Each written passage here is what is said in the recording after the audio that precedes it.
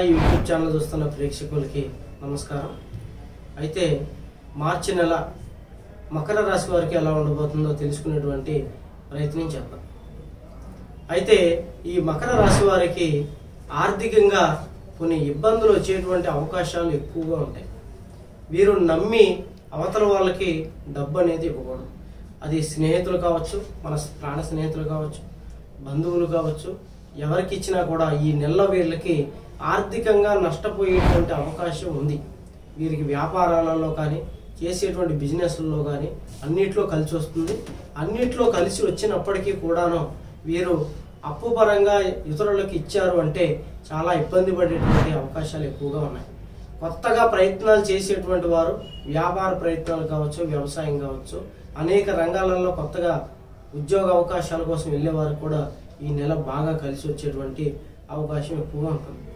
అయితే వీరు నమ్మినటువంటి వాళ్ళని ఈ నెల కొద్దిగా దూరంగా పెట్టుకుంటే చాలా బాగుంటుంది. ఎందుకంటే వీరు నమ్మిన వాళ్ళే వీళ్ళకి కొంత ద్రోహం చేసేటువంటి అవకాశం ఎక్కువగా ఉంటుంది. అది ఆర్థికంగా కావచ్చు, లేదా మీకు చెడ్డ పేరు తెచ్చేటువంటి అవకాశాన్ని వీళ్ళు తోడయ్యేటువంటి అవకాశం ఉంటుంది. అలాగే కొంత చెడు సావాసం, మీరుండే స్నేహితుల్లో ఒకరిద్దరు కూడా అనుకూలమైనటువంటి వాళ్ళు ఉన్నట్టు ఉండరు. వాళ్ళు ఉంటే కొద్దిగా వాళ్ళని దూరంగా పెట్టండి. కుటుంబంలో కూడా మీరు బయట వాళ్ళు చెప్పిన మాటలు విని ఇంట్లో గొడవలు పెట్టుకున్నటువంటి అవకాశాలు తగ్గించుకోండి.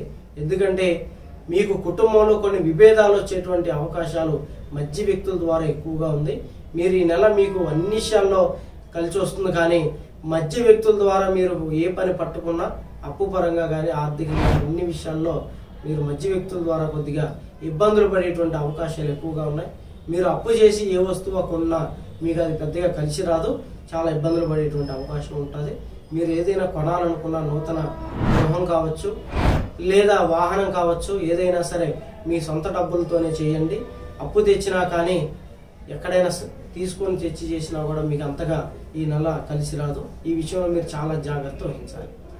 అలాగే ప్రేమించినటువంటి వాళ్ళు కూడా, ఎప్పటి నుంచో ఇష్టపడ్డ వాళ్ళు కూడా మీకు దగ్గర అయ్యేటువంటి అవకాశం ఉంది. విడిపోయిన భార్యాభర్తలు కూడా కలుసుకునేటువంటి అవకాశం బాగా ఉంది. అయితే భార్యాభర్తల్లో కొన్ని విభేదాలు వచ్చేటువంటి అవకాశాలు ఉన్నాయి.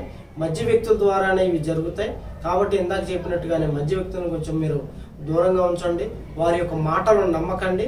వారిని నమ్మి మీరు ఇబ్బందుల పాలు అవ్వద్దు. అలాగే సంతానం లేనటువంటి వాళ్ళకు కూడా సంతానం కలిగేటువంటి అవకాశం అనేది ఉంది. వీరికి అన్నీ బాగా కలిసి వస్తాయి, కానీ మధ్య వ్యక్తుల ద్వారా చాలా జాగ్రత్తగా వహిస్తే వీరికి చాలా బాగుంటుంది.